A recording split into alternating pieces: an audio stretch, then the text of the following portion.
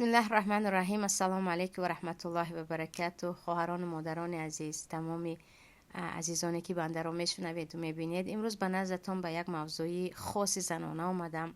آن هم درباره حیض یا گفتیم عادت ماهانه که زنها میبینند و کسلی زنانه هم میگوییم، یا عادت ماهانه بهتر است، که اساساً در قرآن کریم و در احادیث پیامبر صلی الله علیه و سلم با کلمه حیض میگذرد.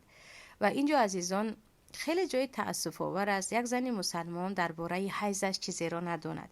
کدام کارها در وقت حیض حرام است، کدام کارها جایز است، از کدام کارها بهتر دور بود، اینها را نداند.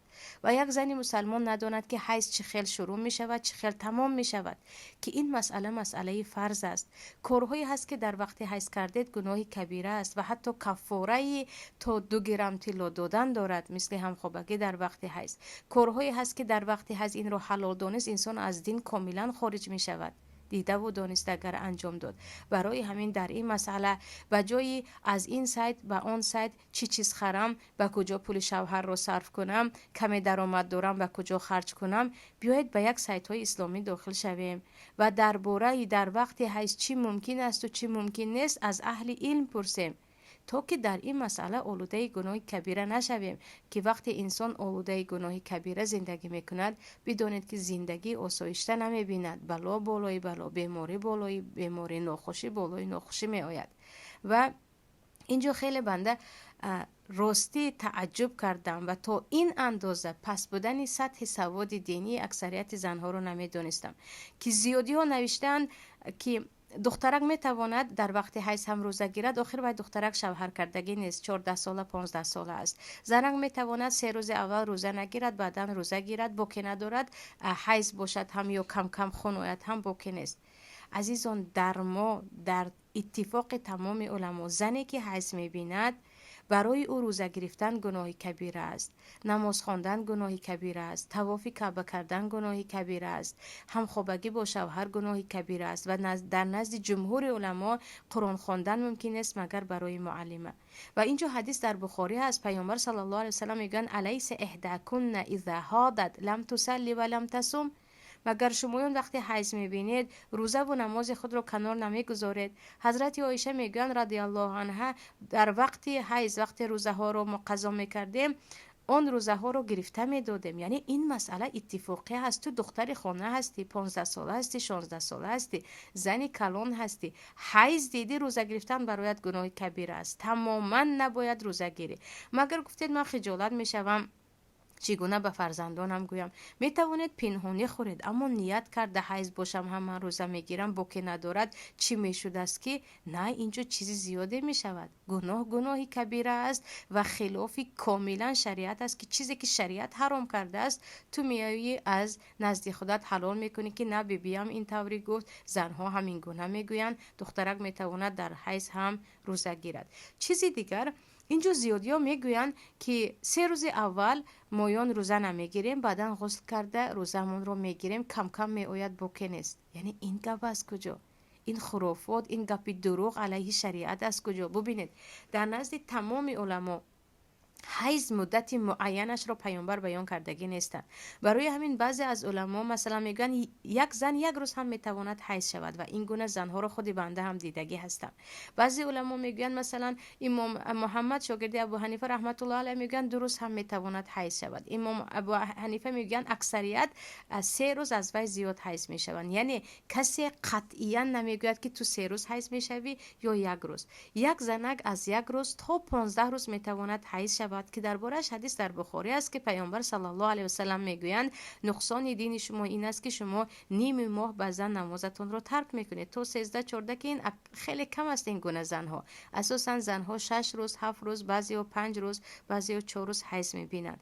اما نه 3 روز دیدم تمام بعد از وقت چی اومد به ما فرق ندارد. این گپ از کجا هست؟ ببینید در ما حدیث در صحیح بخاری هست که زنها وقتی که در پاکشوی خود از حیض شک میکردن که آیا من پاک شده باشم یا نه، با پختچه ببخشید دیگر باید این مسئله ها رو گفته شود، آثار حیض خود را پاک میکردند و حضرت عایشه در داخل قوطیچه های میفرستادند که ببینید من همین چیز را دیده ایستادم، این حیض است یا نه. حضرت عایشه میگفتند لا تعجلن حتی ترین القصه البیضاء، ترین ببخشید، لا تعجلن حتی ترین القصه البیضاء، شمایان شتاب نکنید تا اینکه در همین پختچه آبی سبسفید بینید. برای همین در نزد تمام علما زنک وقتی که کاملا آبی سفید میبیند یا کاملا خشکی رو حس میکند که هیچ چیز نمی آید، انا او از حیض پاک شد. حیض 2 روز و 3 روز، من 3 روز شدم تمام است، 4 روز کتی نه. بعضیا میگن کم کم اول و کم کم آخرش رو پروایی نکن، وقتی که خون یعنی زیاد می آید انا این حیض است. این گونه گپ هم وجود ندارد. ببینید حضرت عایشه میگویند حتی مقدار آلودگی از رنگ زرد و بلند و یا گفتیم جگر رنگ رو دیده باشی هم، مادامی که بعد از حیض است تا همان سبسفید نباشد تو دیگر نماز نخوان، تو دیگر روزه نگیر. پس خواهران عزیز، مسئله حیض مسئله عادی نیست. این مسئله هست که برای زن مسلمان دانستن این فرض می باشد، ندانست گناهکار می شود. و خرافات هایی که نه 3 روز اول روزه نمیگیرم بعداً به من فرق ندارد چقدر آید هم کم کم از پروا ندارم.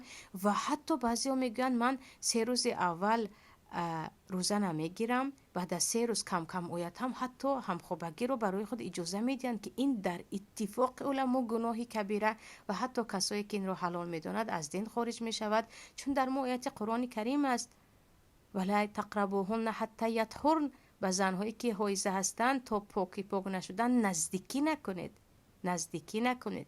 پس اینجا مسئله زن چند روز حیض میبیند، هر زن به طبیعت خود نگاه کرده هر خیل حیض میبینه. یکمین بار یک دخترچه حیض شد، اوره به اون میبیند که انتظارش میبینیم که در چند روز پاک میشوی.